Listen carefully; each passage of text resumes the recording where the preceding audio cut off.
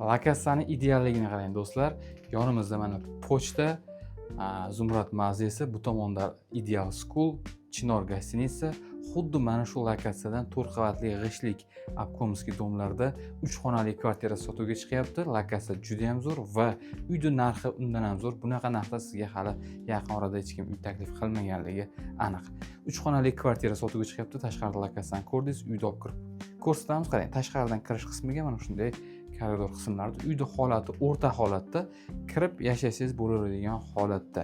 Oyoqdagilari to'liq taxtapol, rossiyskiy taxtapol holatda va kirishimizning o'ng tarafida birinchi bolalar xonasi joylashgan. Uy bu jihozlar olib chiqib ketiladi. Bu xonada mana ko'rishingiz mumkin, o'zining alohida balkoni ham mavjud. Bu yerda hojatxona hamda vannaxonalari joylashgan. Bular alohida qilingan, aristorlar o'rnatilgan. Bu yerda vanna ko'rishingiz mumkin.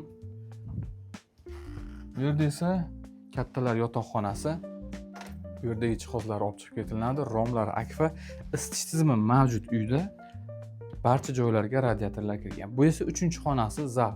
Holatlari mana shu ko'rib turganingizdek holatda, o'rta holatda kirib yashasangiz bo'laveradigan holatda. Bu tomoni oshxonani o'rni bu yer, faqat mana bu yer mana bunday arkali qilib bitta xona sifatida foydalansangiz ham bo'ladi. Bu tomonda 6 metrlik katta veranda joylashgan. Oshxona bu tomonga ko'chirilgan. Ko'rishingiz mumkin, kattagina romlari akfa.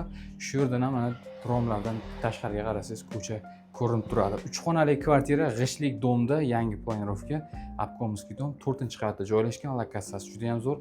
Narxi esa egalar tomonidan $34,000 ga baholanyapti. Albatta kelishadigan joy bor. Qiziqqanlar quyidagi raqamlarga aloqaga chiqsangiz bo'ladi.